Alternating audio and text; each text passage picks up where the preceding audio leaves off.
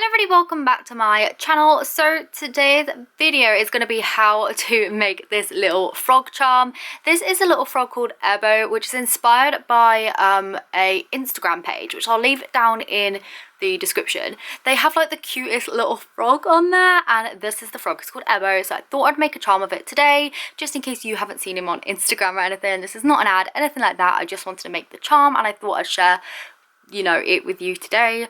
Sorry, I have a little bit of a project to do. I hope you'll stay inside, staying safe, and yeah, crafting together. Now is the time to get out your polymer clay. So yeah, I just wanted to share with you how I made this Ebo charm. So the clay that I'm using is the Fimo soft in just the colour white, as this is the one that I have. You can use any colour you want to, as we'll be painting this charm.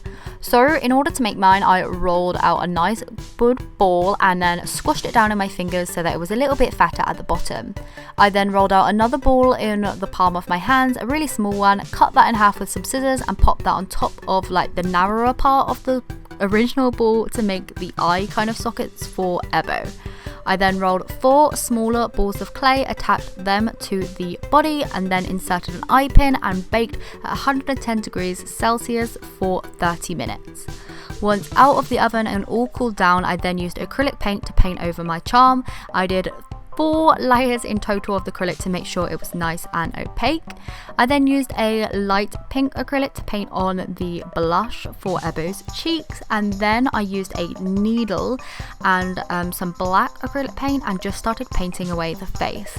I just used a regular sewing needle so that I was able to get this really nice and precise. I then took some UV resin. I got this from eBay. I'll leave links to everything down in the description, by the way. I just, poured a little bit out into a little container lid and then just brushed that on really lightly over the parts with all the face and everything. I then cured that with my UV torch and then brushed on a thin layer over the whole of the charm to fully glaze it.